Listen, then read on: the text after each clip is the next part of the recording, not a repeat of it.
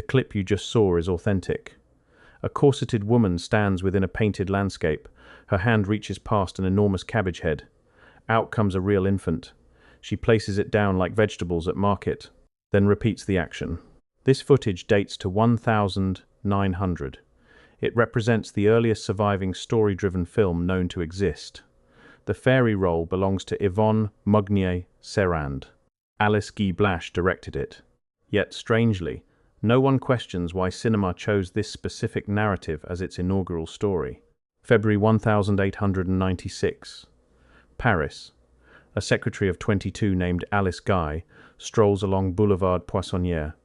Her destination lies among Montmartre's cabaret district, but an unfamiliar storefront catches her attention. Illuminated windows reveal something extraordinary. Against interior walls stand rows of glass metal containers. Within these containers are actual living newborns, premature babies, some tiny enough for a palm. They rest inside devices fashioned after chicken incubation equipment, which is precisely their origin. Alexandre Lion, a French engineer, secured a patent for this invention on the 28th of October, 1889. His design borrowed from poultry technology. He financed the entire venture by selling tickets to spectators wanting to observe struggling newborns. 50,000 paying customers viewed these infants during year one alone. Alice Guy numbered among them. Her granddaughter, Regine Blash Bolton, verified this many years afterward. Alice entered that establishment, witnessed babies exhibited in transparent containers for strangers' entertainment, and 90 days later produced cinema's inaugural narrative film, A Fairy Gathering Babies from Cabbage Rows. Lyon's exhibition poster, designed with Art Nouveau flair, reinforces this connection unmistakably. Created by Adolfo Hohenstein, it depicts a nurse holding 3 babies. Behind her, botanical vines bear baby heads instead of blossoms. Illustrations of infants resembling plant specimens fill remaining space. Paris streets displayed this poster in 1896. Babies portrayed as cultivated crops, not birthed, cultivated. This visual symbolism appeared publicly, before merchandise, before dolls, before everything else. Here's where conventional coverage typically begins. The postcards. From 1900 through 1920, hundreds of thousands of postcards saturated Europe and North America, depicting babies cultivated in cabbage fields. Babies extracted from soil like root vegetables. Babies maintained by gardeners and presented to couples who examine them like market shoppers choosing produce. These weren't manufactured by one company's marketing effort. They originated from dozens of producers throughout Germany, France, Russia, Spain, Britain, and America.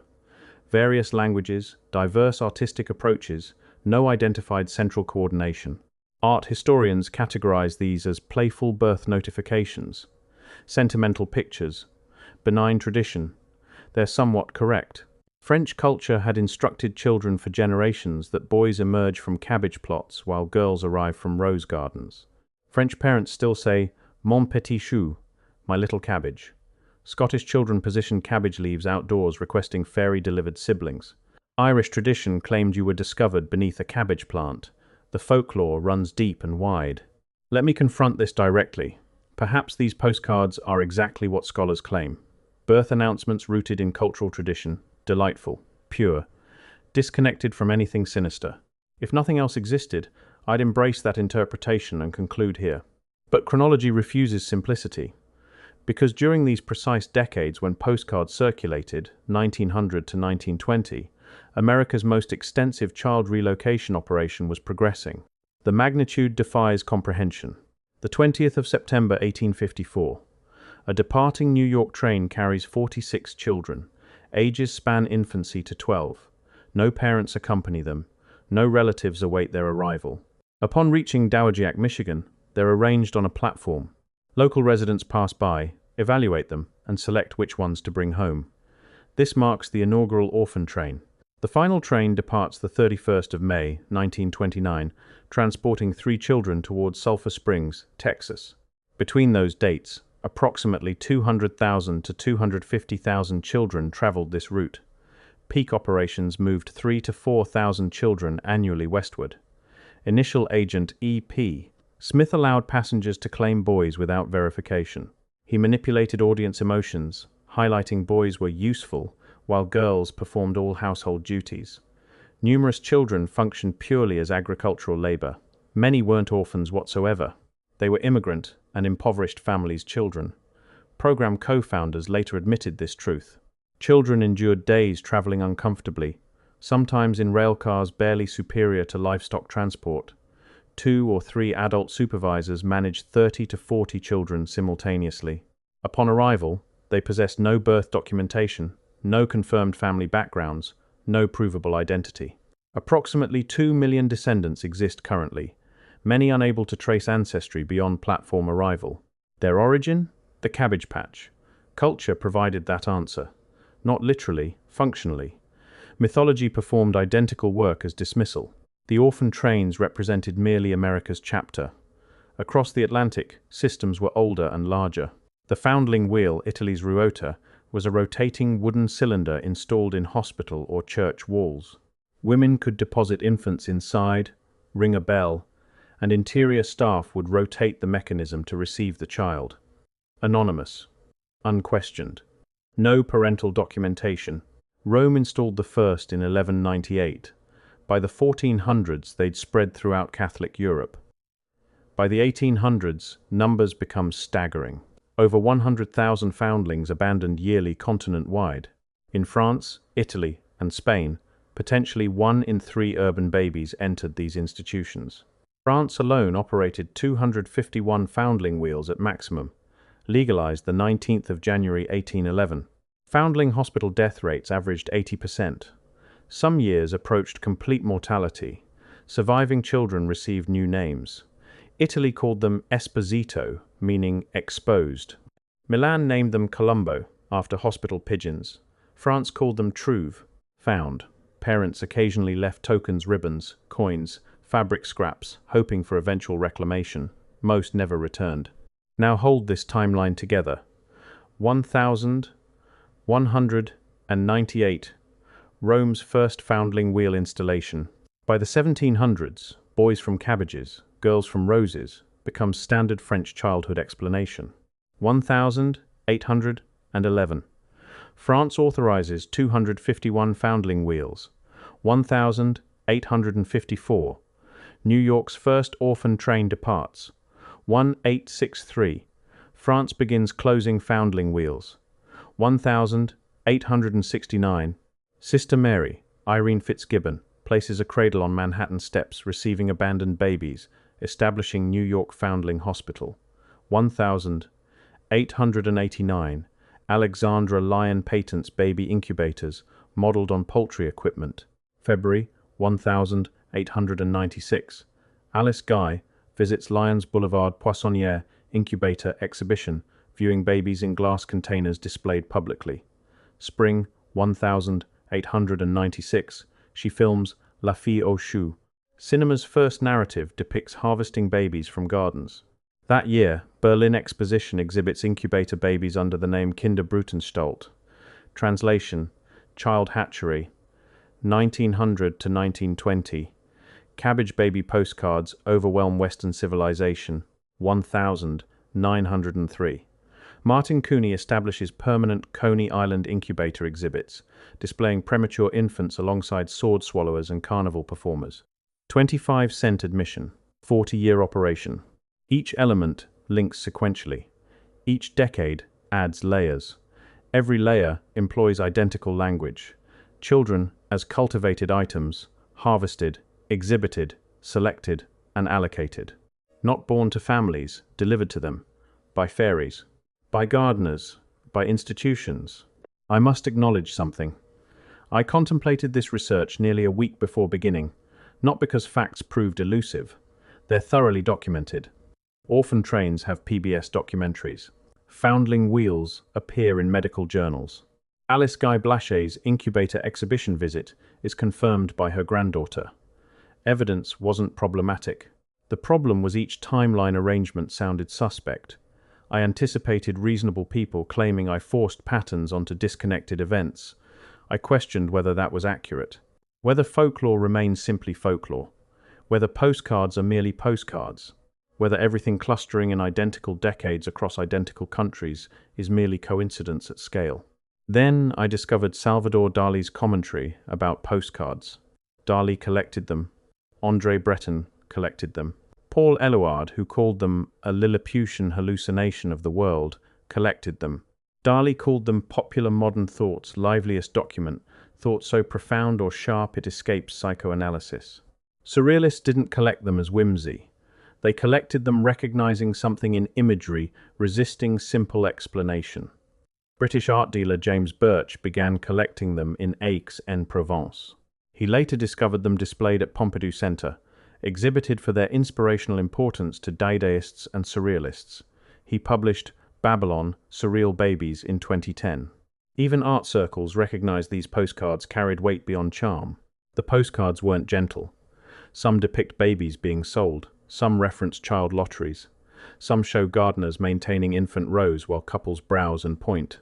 Imagery is commercial, transactional. It mirrors foundling systems and orphan trains with disturbing precision. Babies appear from Earth. No parents, no origin, no history. Someone selects them, someone claims them. This isn't what birth announcements resemble. This is displacement when culture agrees to rename it. Medical establishments during this era darken the picture. Martin Cooney, who operated Coney Island Baby Incubator exhibits for 4 decades, likely never possessed legitimate medical credentials. He fabricated qualifications because actual medical professionals refused helping premature babies entirely. Chicago doctors produced films advocating letting them die, tagged "Kill Defectives, Save the Nation." Boston Medical and Surgical Journal questioned in 1901 whether saving premature infants was even worthwhile. Eugenics movements called them weaklings, polluting gene pools. In this environment, premature baby salvation required amusement park glass box displays. Couney saved over 6,500 lives this way. His nurse, Madame Recht, would slide diamond rings up babies' arms to shoulders, demonstrating infant size to audiences. When Couney died, his death certificate omitted medicine. Alexandra Lyons also. Lyon, whose invention inspired cinema's first movie, was described on his 1,934 death certificate as wandering salesman. 80 years after postcard circulation faded, the story returned.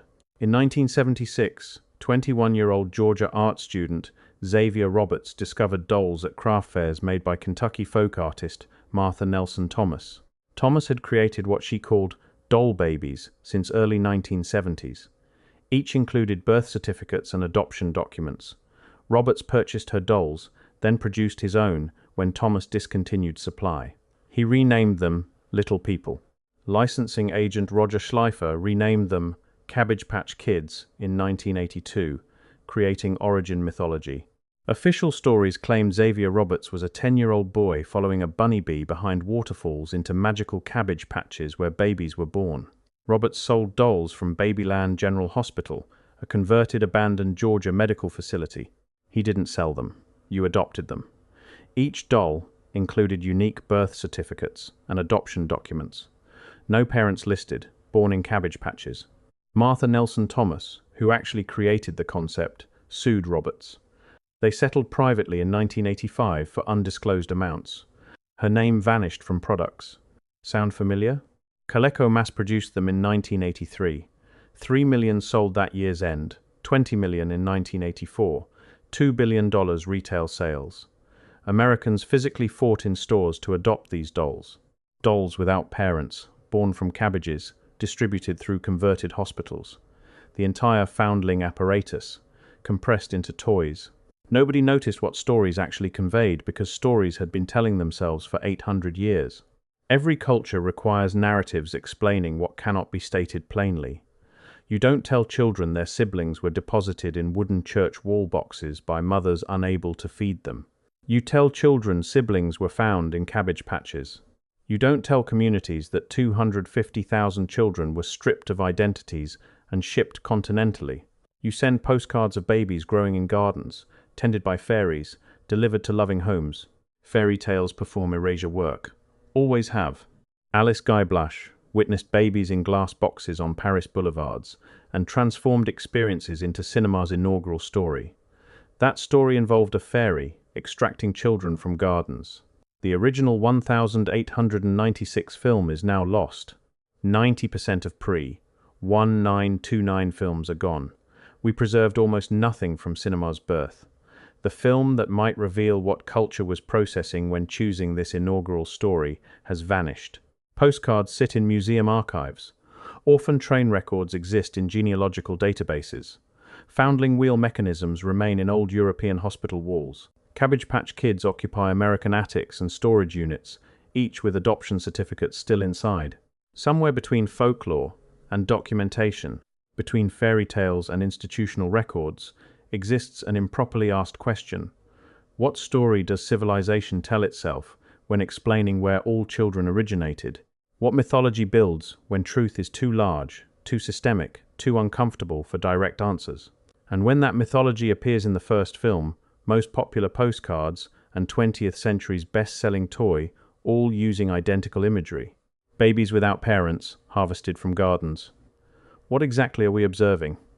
A coincidence spanning 8 centuries and 6 continents, or Western history's longest-running cover story?